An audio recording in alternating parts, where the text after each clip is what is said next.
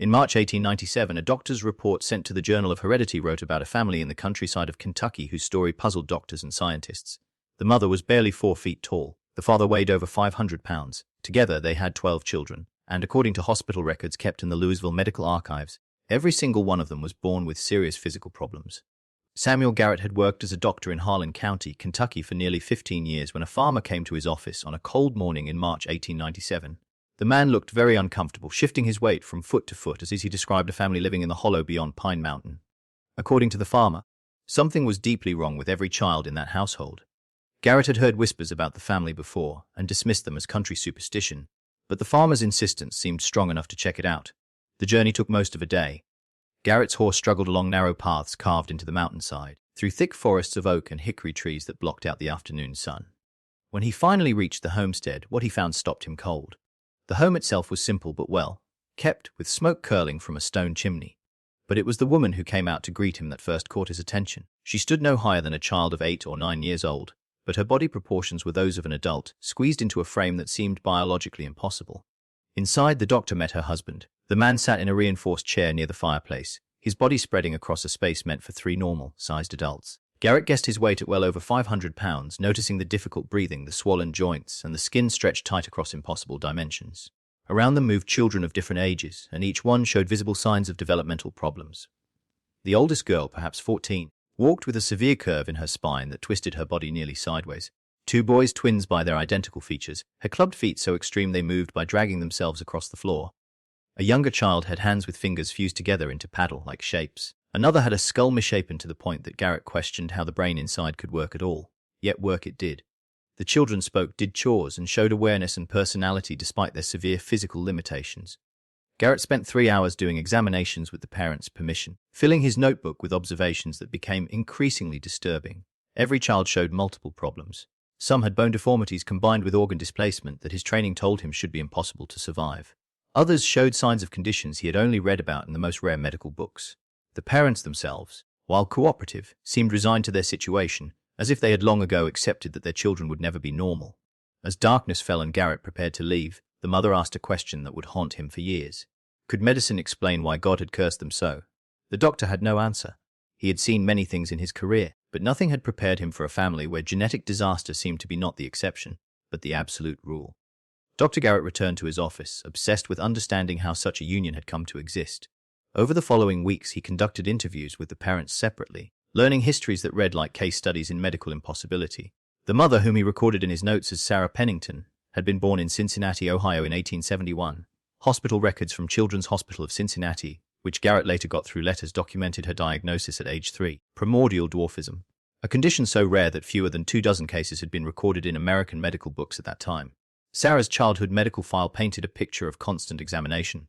Doctors had measured every aspect of her development, noting that while her mind seemed normal, her body refused to grow beyond the size of a small child. By age 12, she had reached her final height of 3 feet 11 inches.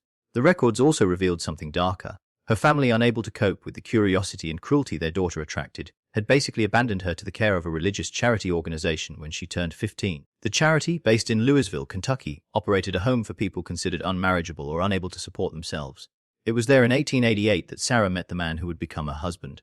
His name, according to county marriage records, was Benjamin Caldwell, and his own medical history proved equally extraordinary. Benjamin had been born in 1865 to a farming family in Breathitt County, Kentucky. For the first 12 years of his life, he appeared completely normal. Then something in his body went terribly wrong. His mother's diary, which Garrett later discovered through the family, described the transformation with mounting horror. Benjamin began eating enormous amounts of food but never felt satisfied. His weight doubled within a year, then doubled again. By age 16, he weighed 300 pounds. By 20, he exceeded 400. A doctor in Lexington examined him in 1887 and diagnosed what he called a pituitary dysfunction. Though the medical understanding of such conditions remained basic, the doctor's report preserved in the Kentucky Medical Society archives noted that Benjamin's body seemed unable to control its own growth signals. His appetite was insatiable, his metabolism broken, and his skeleton struggling to support the growing mass.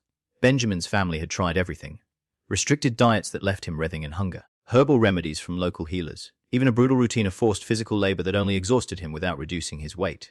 By 1888, his father made a devastating decision.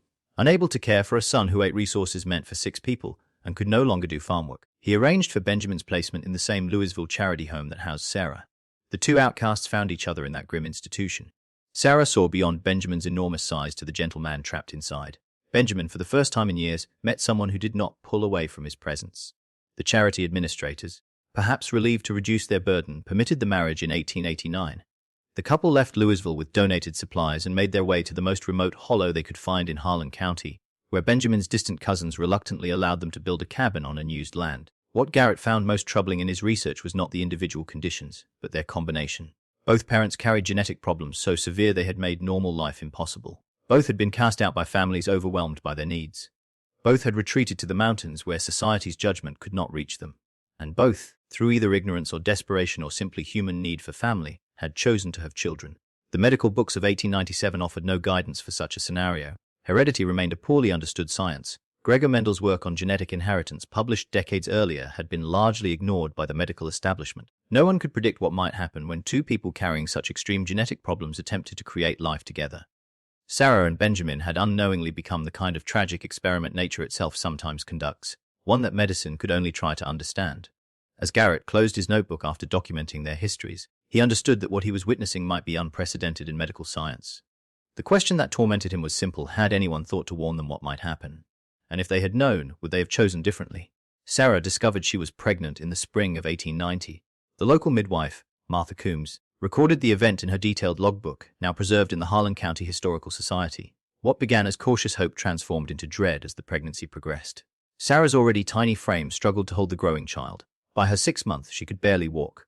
Benjamin himself, largely immobile, could offer little physical help. The birth in January 1891 nearly killed her. Martha's notes described a labor lasting 36 hours, complicated by Sarah's narrow pelvis and the infant's unusual position. When the boy finally emerged, Martha's experienced hands detected the problem immediately. His feet curved inward so severely that the soles faced each other. The ankle bones twisted at angles nature never intended. The condition, known as talipes equinovarus, was severe enough that Martha doubted the child would ever walk normally. They named him James.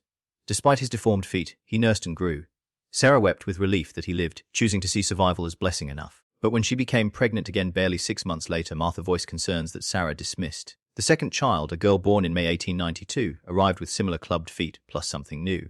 Her spine curved unnaturally to the left, creating a hump between her shoulder blades that worsened as she aged. Word began spreading through the isolated communities dotting those mountains. Families who had initially shown neighborly kindness grew distant when Sarah gave birth to twin boys in March 1893, and both emerged with skull deformities that left their heads misshapen and foreheads grotesquely prominent.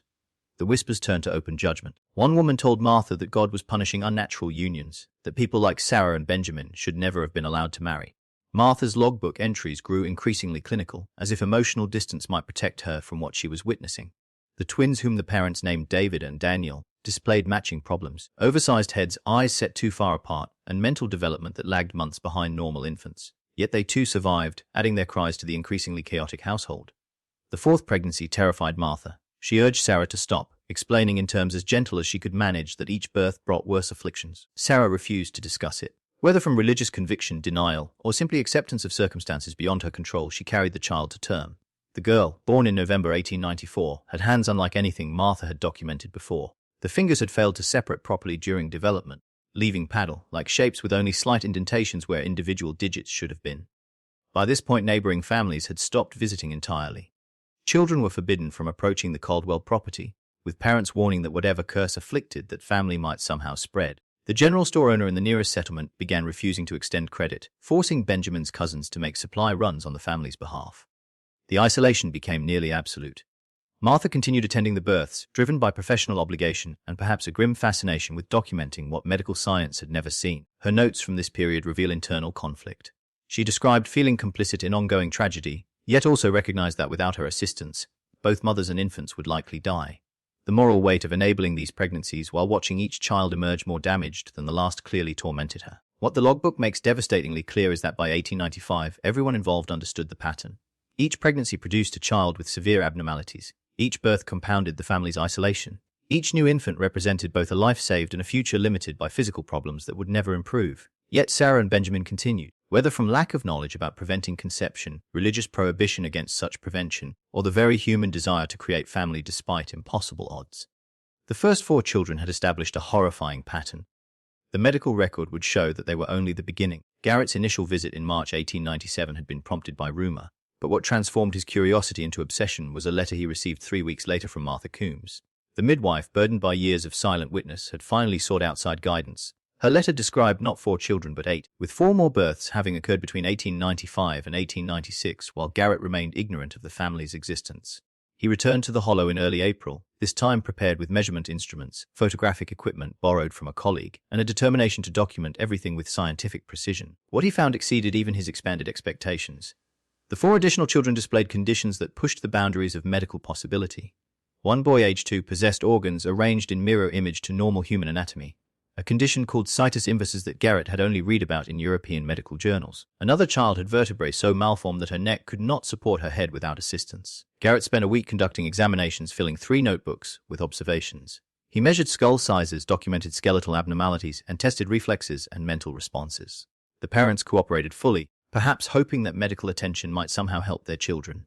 Benjamin, in particular, seemed desperate for answers, asking repeatedly if doctors in cities might have treatments or explanations. The physician's excitement at documenting such an unprecedented case warred with his growing ethical discomfort. These were not laboratory specimens, but suffering human beings trapped in bodies that betrayed them daily. Yet the scientific value seemed undeniable. He drafted a detailed report and sent copies to 3 prominent researchers: Dr. William Osler at Johns Hopkins, Dr. Charles Davenport at Harvard, Horatio Wood in Philadelphia, all men known for their work in heredity and developmental abnormalities. The responses, when they arrived months later, proved bitterly disappointing. Osler's reply was polite but dismissive, suggesting that Garrett had likely exaggerated the severity of conditions or been deceived by the parents about blood relations. Davenport's response carried undertones of accusation, implying that a country doctor lacked the training to accurately diagnose such complex conditions. Only Wood showed genuine interest, though his letter raised disturbing questions about whether the parents might be more closely related than they claimed, suggesting shared ancestry as the only logical explanation for such catastrophic results. Garrett fired back letters, defending his observations and providing additional documentation. He sent photographs, though the primitive equipment captured only crude images. He included measurements, timeline charts, and copies of Martha's birth records. He emphasized that neither parent showed any indication of shared ancestry, that their backgrounds traced to completely different regions, and that their individual conditions alone might explain the hereditary disaster playing out in their children. The scientific establishment's skepticism stung, but Garrett refused to abandon his investigation. He began researching every medical text he could obtain through library exchanges, searching for similar cases in recorded history. What he found were scattered references to individual conditions, never to a family where multiple severe abnormalities appeared across every single child. The medical literature offered no framework for understanding what he was witnessing. By autumn 1895, before Garrett's involvement, Sarah had given birth to a 5th child with a cleft palate so severe that feeding required constant intervention. The 6th child, born in early 1896, had limb development so disrupted that one arm ended at the elbow, while the corresponding leg extended only to mid-thigh. Each new birth seemed to introduce novel catastrophes, as if the parents' genetic material was combining in endlessly creative patterns of malformation. By the winter of 1895, after the birth of their 5th child, Sarah had grown desperate. The midwife, Martha Coombs, noted that both parents began taking advice from a neighbor named Elias Burke, a recluse who claimed to have studied old mountain remedies passed down from his grandfather. A man who, he said, helped fix children born wrong.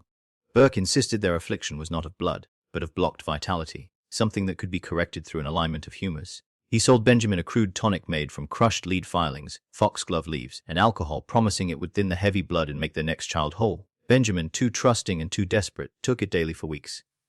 Sarah, though hesitant, began taking her own dose mixed with molasses after Elias's wife swore it had restored fertility to barren women in her family. The tonics burned their throats and caused violent sickness, but they believed suffering was a necessary cleansing.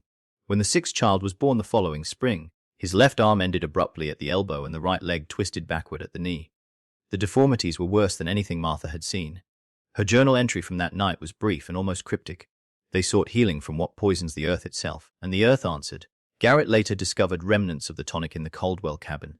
The bottle labeled, B & Sons Pharmacopoeia Remedies Lexington. Its ingredients, long outlawed by the turn of the century, modern analysis decades later would reveal its contents: lead acetate and foxglove extract, both capable of causing birth defects. It was one more tragedy born not of cruelty, but of Knave Hope, 2 outcasts clinging to superstition in a world that had already abandoned them. Garrett's frustration peaked when he realized that academic medicine would not take his findings seriously without direct examination. He needed someone with institutional authority to witness what he had documented. In December 1896, he wrote directly to Dr. Loulis Barker, a rising researcher at Johns Hopkins known for challenging conventional medical thinking. This letter took a different approach. Garrett acknowledged the case sounded impossible, admitted it challenged everything he had learned in medical school, and issued a direct challenge. "Come see for yourself," he wrote. or forever wonder if you dismissed the most important hereditary case study of the century. 3 months later, Barker's telegram arrived. He was coming to Kentucky, and he was bringing a team. While Garrett awaited the Hopkins team's arrival, Sarah gave birth to her 9th child in February 1897. The timing was cruelly perfect. The infant boy emerged with what the medical team would later document as multiple organ displacement, his heart positioned partially on the right side of his chest, his liver occupying space where the stomach should reside, intestines coiled in reverse of normal anatomy. Martha's hands trembled as she cleaned the newborn, recognizing that the internal chaos she could not see must be even worse than the external signs suggested. The child survived his first week, then his first month, defying every expectation. Yet feeding him required elaborate positioning to prevent choking, and he vomited frequently as his malformed digestive system struggled with basic function. Sarah, exhausted from 9 pregnancies in 7 years, had little milk to offer. The older children, particularly the 14-year-old daughter whose twisted spine had worsened considerably, helped care for their youngest sibling with a competence born of grim necessity. Hospital records from the town of Harlan, obtained through Garrett's persistent requests, documented 3 emergency visits between 1894 and 1896. The 7th child, a girl born in autumn 1895, had experienced seizures so severe that Benjamin's cousins had transported the family the grueling 12 miles to town. The attending physician's notes described a child with clear developmental delays, limited verbal ability, and a skull that showed premature fusion of skull bones, forcing the brain to grow against unyielding bone. The 8th child's case file revealed something even more disturbing. Born in June 1896, the boy had arrived missing his left kidney entirely, with the right kidney enlarged to compensate but functioning poorly. He also displayed what doctors termed syndactyly in all 4 limbs, fingers and toes webbed together in patterns that eliminated individual digit function. The Harlan physician had recommended institutionalization, suggesting that the child's medical needs exceeded what any family could manage in isolated mountain conditions. Sarah had refused. The records included her statement transcribed by a nurse. She would not send her children away to die alone among strangers. The physician's frustration was evident in his marginal notes, where he questioned whether allowing these children to remain in such primitive conditions constituted a form of parental neglect regardless of intention. Daily survival for the family had become a complex choreography of care. The oldest children who could walk attended to those who could not. Benjamin, largely confined to his reinforced chair, served as a stationary anchor point around which the household revolved. He held infants while Sarah prepared what meager food their limited resources provided. He listened to the verbal children practice their letters, having taught himself to read during his years in the Louisville charity home. Despite his immobility, he functioned as the family's emotional center, his gentle nature creating a refuge against the hostility of the outside world. Financial survival depended entirely on charity from Benjamin's cousins and occasional work the oldest boy could perform for neighboring farms, though his clubbed feet made physical labor agonizing. The family raised a small garden, kept chickens that the children could tend, and stretched every resource to its absolute limit. Medical care beyond Martha's midwifery remained impossible to afford. When the 7th child's seizures struck, the cost of that single hospital visit had taken 6 months to repay. The isolation that had begun as geographic necessity had become absolute social quarantine. No neighbors visited. No children from other families played with the Caldwell children. Church attendance, attempted once in 1894, had ended when the family's arrival caused such discomfort that the preacher privately asked them not to return. The rejection was framed as concern for Sarah's difficulty traveling, but everyone understood the real reason. By the time Barker's telegram arrived in March 1897, the family consisted of Sarah, Benjamin, and 9 living children ranging from 6 years to 2 months old. Each child bore multiple physical abnormalities. Each required specialized care that strained the family's capacity beyond any reasonable limit. Each represented a life that medical science insisted should not exist, yet somehow did. The question that haunted Garrett as he prepared for the Hopkins team's arrival was not whether these children's conditions could be explained, but whether anyone would believe the explanation once it was offered. Louise Barker arrived in Harlan County on April 23, 1897, accompanied by 2 colleagues, a geneticist named Dr. Harold Fenton and a medical photographer with equipment far superior to anything Garrett possessed. Their journey from Baltimore had taken 5 days, and Barker's private letters preserved in the Johns Hopkins Medical Archives reveal that he expected to debunk what he termed another example of rural medical hysteria. The first examination shattered that expectation within minutes. Barker's clinical notes, written in the precise language of academic medicine, document his shock at finding Garrett's descriptions, if anything, understated. He began with the parents, confirming Sarah's primordial dwarfism through careful measurement and noting that Benjamin's weight had increased to approximately 35 pounds. The pituitary dysfunction was obvious even without sophisticated testing. Benjamin's facial features showed the characteristic coarsening, his hands were grotesquely enlarged, and his breathing labored from the sheer mass pressing on his lungs. Then Barker examined the children. His methodology was systematic, starting with the oldest and working downward by age. The photographic record he created, though disturbing, provided unprecedented documentation of hereditary catastrophe. Each child was measured, tested for reflexes and mental function, and assessed for internal abnormalities through the crude diagnostic tools available in 1897. Fenton took detailed family histories, searching for any overlooked connection between the parents' bloodlines that might explain shared ancestry. What emerged from 3 days of intensive examination was a conclusion that defied contemporary genetic theory. The parents shared no common ancestry traceable through 4 generations on either side. Their individual conditions, while severe, were entirely separate in origin and mechanism. Yet their children displayed a bewildering array of malformations that suggested something far more complex than simple inheritance of parental traits. Barker's hypothesis, outlined in notes he shared with Fenton, proposed that each parent carried multiple hidden genetic factors beyond their obvious conditions. When combined through reproduction, these hidden factors expressed themselves in catastrophic ways. The theory was remarkably close to Mendelian genetics, though Barker had not yet encountered Mendel's work, which remained obscure in American medical circles. He was essentially rediscovering principles of heredity through direct observation of their most extreme manifestation. The team documented specific patterns. Several children showed skeletal malformations similar in type but varying in severity, suggesting a shared underlying genetic defect expressing differently. The organ displacement appeared in 3 separate children, always involving the same systems but in unique configurations. Most troubling was the cognitive assessment. While some children demonstrated normal or near-normal mental function despite their physical limitations, others showed profound developmental delays that Fenton believed indicated brain malformation invisible to external examination. Barker's letters to Johns Hopkins during this period reveal his growing conviction that this family represented a scientific opportunity that might never recur. He urged the university to fund a long-term study, proposing regular examinations to track how the children's conditions progressed and whether any treatments might alleviate their suffering. He also raised an uncomfortable question: should Sarah and Benjamin be counseled against further pregnancies? And did medical professionals have any authority to enforce such counsel? The ethical debate this sparked among the Hopkins team became heated. Fenton argued that preventing future births was a moral imperative given the suffering each child endured. The photographer, a religious man, insisted that only God held dominion over such decisions. Barker found himself caught between scientific fascination and human compassion, recognizing that every new child provided additional data while also representing another life condemned to physical agony.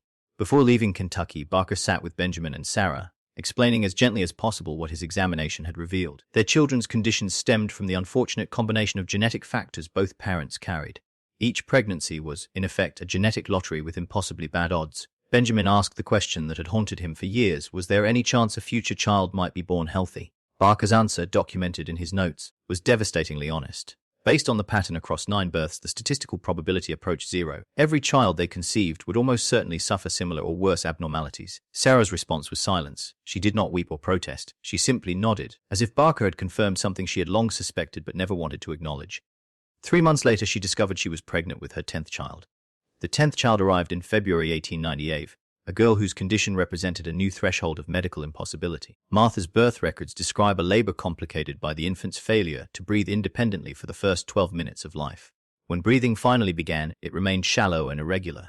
The child had been born with a cleft palate that extended through the soft tissue into the nasal cavity, but examination revealed something far worse. Her chest wall had developed incompletely, leaving portions of her lungs partially exposed beneath translucent skin. Garrett, who attended the birth alongside Martha, immediately sent word to Barker. The Hopkins physician arrived within 2 weeks, accompanied this time by a specialist in lung conditions. Their examination confirmed that the infant's survival defied medical logic. The exposed lung tissue should have led to immediate infection and death, yet somehow the child clung to life, wheezing and struggling, but alive. Barker's photographs from this visit, preserved in medical archives, show an infant whose physical form seemed barely viable, held together by biological processes no one could explain. Sarah became pregnant again before the 10th child reached 6 months of age. The news reached Garrett through Martha, whose frustration had turned to despair. The midwife's journal entry from July 1898 reads, "I have delivered monsters into this world for 7 years and can no longer pretend I am helping anyone. Each birth adds to suffering that never ends." The 11th pregnancy progressed differently. Sarah, now 37 years old and physically devastated by a decade of childbearing, experienced complications from the start. Severe cramping in her 4th month suggested twins, confirmed when Martha's palpations detected 2 separate heartbeats. The delivery in January 1899 became the worst Martha would ever record. The twins were born 6 weeks premature, their bodies tiny even by Sarah's diminished standards. Both boys displayed overlapping catastrophic conditions. Spina bifida, leaving portions of the spinal cords exposed, hearts with malformed chambers that created audible murmurs, and skull development so disrupted that their skulls appeared soft and pliable where bone should have fused. They shared one additional horror: their digestive systems had developed incompletely, lacking proper connection between stomach and intestines. The first twin died within 18 hours. The second survived 4 days, sustained by Sarah's desperate attempts at nursing despite the futility. Barker, notified by telegram, arrived too late to examine them living but performed post-mortem examinations that revealed the full extent of internal chaos. His report to Johns Hopkins, written in clinical language that barely masked his shock, described organs that had formed in approximate but non-functional arrangements, as if the genetic instructions for human development had been scrambled beyond recognition. These were the first deaths among Sarah and Benjamin's children. 9 had survived against impossible odds. These 2 could not. The graves were dug on the property, marked with wooden crosses that Benjamin carved himself. No preacher would come to perform services. The family buried their sons alone.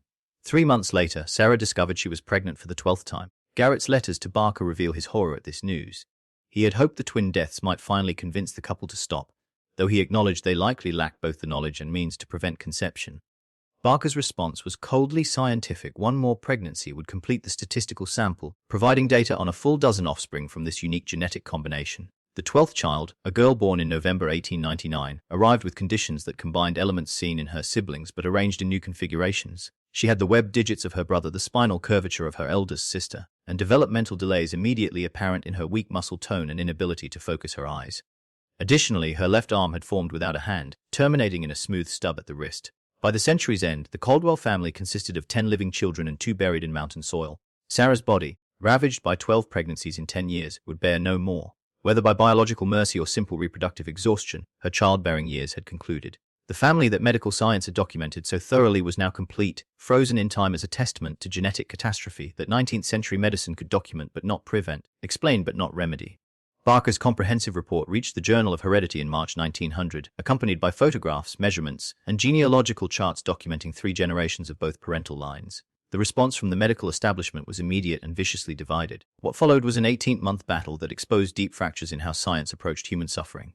The initial publication in July 1900 sparked outrage from unexpected quarters.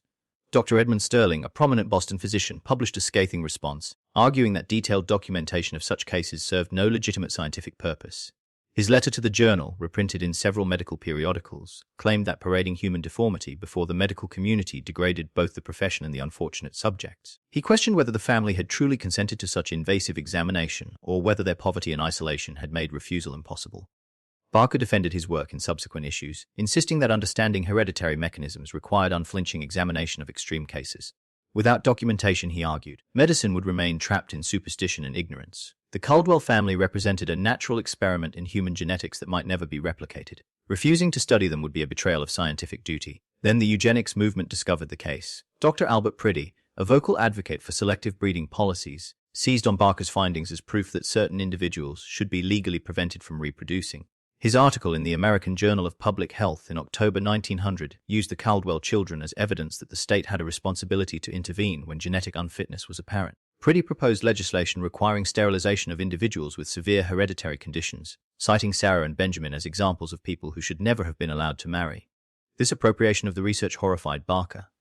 His private letters reveal a man wrestling with unintended consequences. He had sought to advance medical knowledge, not provide ammunition for those advocating governmental control over human reproduction.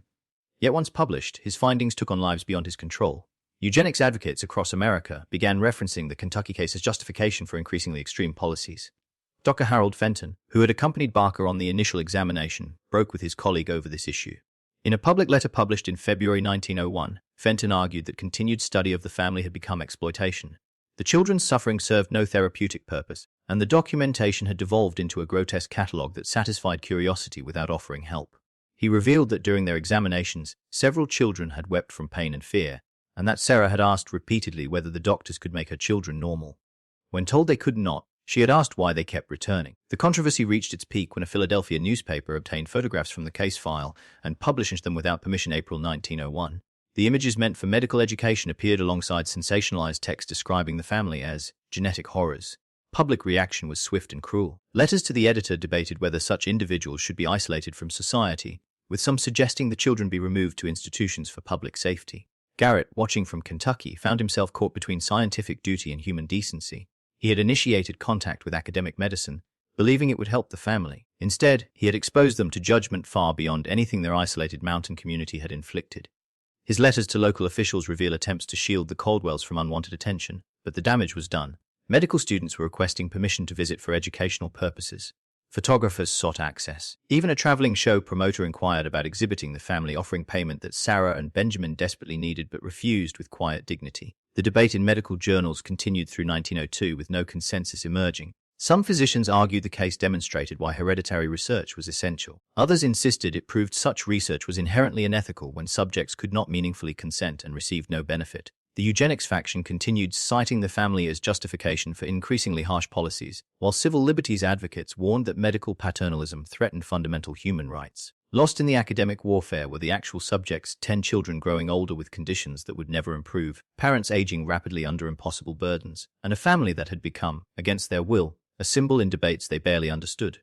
The question nobody seemed willing to address was the simplest. Now that medicine had documented their existence so thoroughly, what responsibility did science have to actually help them? While medical journals debated ethics and eugenics advocates exploited their existence, the Caldwell family continued the grinding work of daily survival.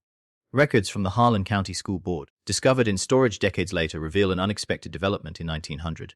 A young teacher named Grace Holloway, newly arrived from Lexington, had learned of the family's situation and insisted that those children capable of attending school deserved education. Her diary, donated to the Kentucky Historical Society by her granddaughter in 1973, provides the most intimate portrait of the family beyond clinical observation. Grace's first visit in September 1900 described a household that functioned through carefully orchestrated routines. The oldest daughter, now nearly 14, despite her severe spinal curvature, managed the younger children with surprising competence. James, the eldest son, whose clubbed feet had never straightened, had learned to walk using crudely carved crutches, and he helped his father with tasks requiring mobility. Grace noted that 3 children possessed mental capacity for formal education. James, one of the younger girls despite her physical limitations, and surprisingly one of the twins with skull malformation whose mental abilities had developed normally despite his appearance. She began visiting twice weekly, bringing primers and teaching materials.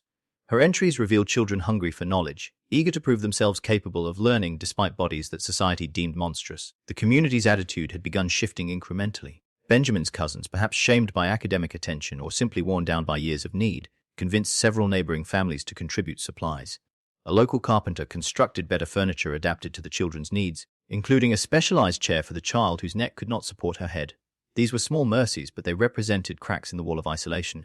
Grace's diary also documented the family's internal dynamics with an observer's clarity.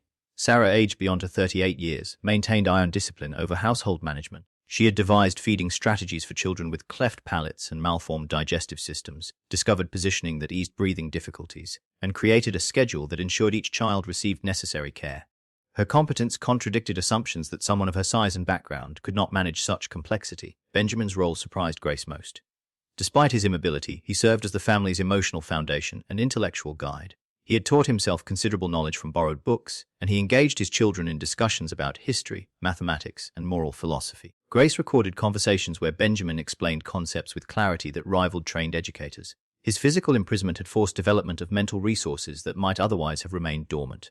The reality Grace documented stood in stark contrast to medical reports that focused solely on pathology.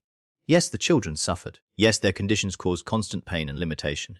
But they also laughed, quarreled like normal siblings, showed preferences and personalities, and possessed interior lives rich with hopes despite futures constrained by biology.